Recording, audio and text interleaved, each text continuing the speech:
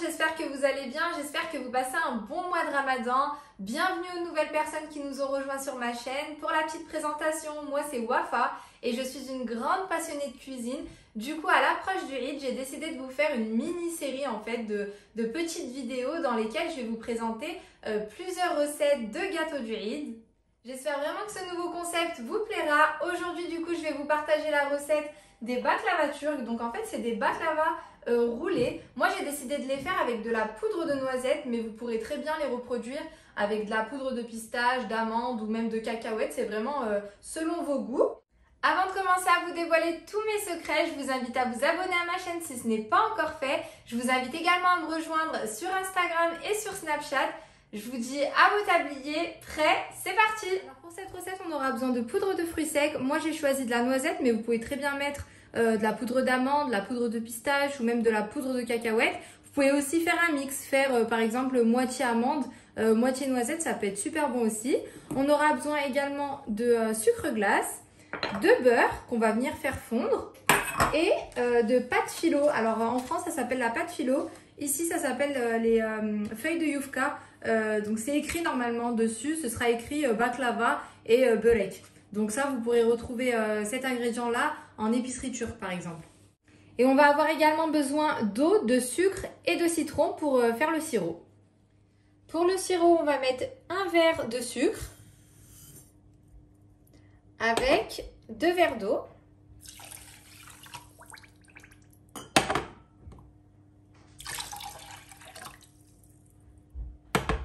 Et on va venir presser la moitié d'un citron. Et donc là, on va laisser porter à ébullition et faire cuire à peu près 15 minutes. En parallèle, je vais venir faire fondre mon beurre et vous verrez en fait que le lait, il va remonter à la surface, il faudra bien l'enlever. Vous voyez, quand vous commencez à avoir un petit peu de mousse blanche comme ça, essayez de l'enlever avec une cuillère par exemple, ça s'enlève assez facilement. En fait, c'est ça le lait.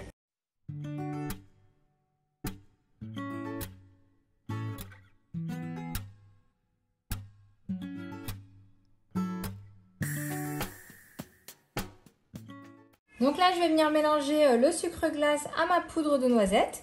Je vais ajouter l'équivalent, je pense, de 5-6 cuillères à soupe de beurre.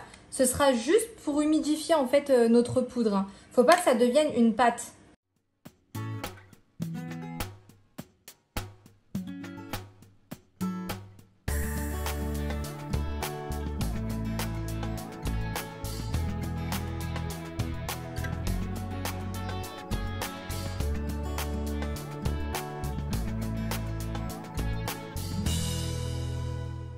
Du coup, j'avais prévu d'utiliser ce plateau-là, mais en fait, j'avais complètement oublié qu'il faut absolument couper les baklava avant de les mettre au four. Et j'ai vraiment pas envie d'abîmer mon moule.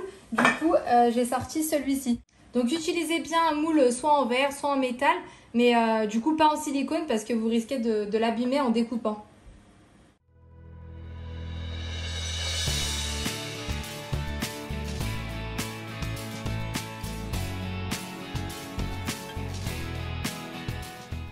Alors avant de commencer quoi que ce soit, je commence par badigeonner de beurre mon plateau et j'imbibe généreusement une première feuille, puis je viens la déposer sur une deuxième, juste au-dessus en fait. Vous allez voir qu'elle va automatiquement se coller sur la première et je réimbibe la deuxième feuille également. N'ayez vraiment pas peur de mettre beaucoup de beurre, c'est vraiment la base de la baklava. En fait, le beurre permet d'avoir une feuille hyper croustillante et bien aérée.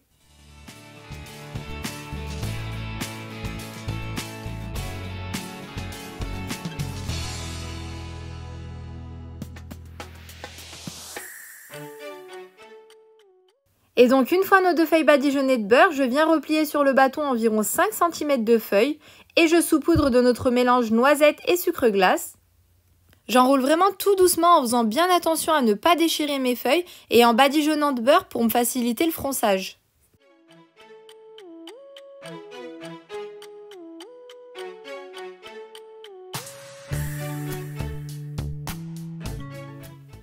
On fronce et on dépose notre premier boudin sur le plateau et on recommence l'opération jusqu'à remplir tout le plateau.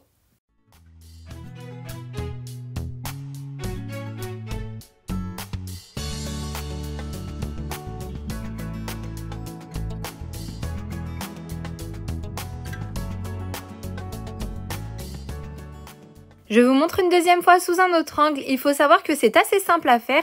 Il faut juste être très patient et je suis sûre que vous allez y arriver aussi. Il faut également savoir que les feuilles sèchent assez rapidement, donc dès que vous en sortez une, ne laissez pas à l'air libre les autres, faites bien attention à les recouvrir.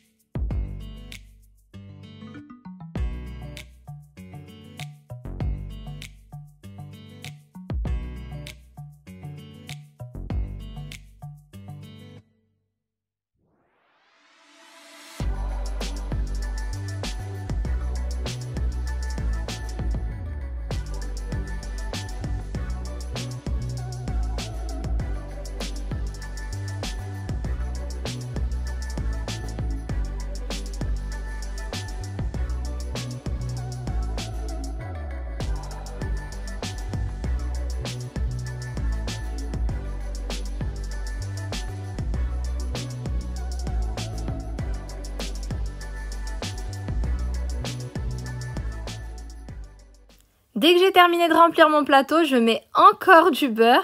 Je coupe ma baklava de sorte à avoir des pièces de 5 cm à peu près et j'enfourne à 180 degrés pendant à peu près 20 minutes.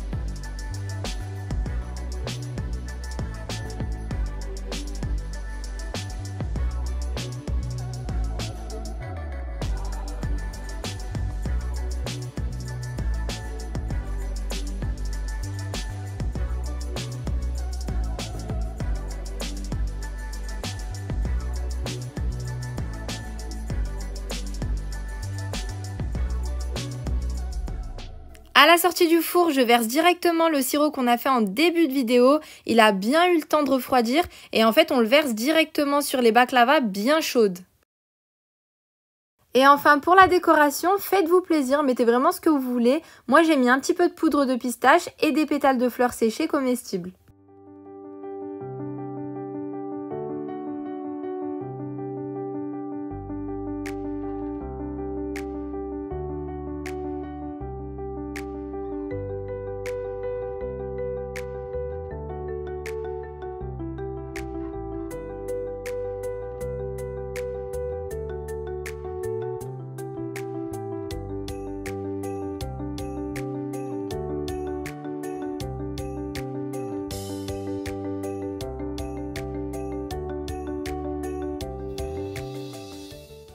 On passe à la découpe et voilà le résultat. J'espère vraiment que cette réalisation vous aura plu. N'hésitez pas à me laisser un petit commentaire et à partager la vidéo si c'est le cas. Je vous fais plein de gros bisous et je vous dis à demain pour une nouvelle recette.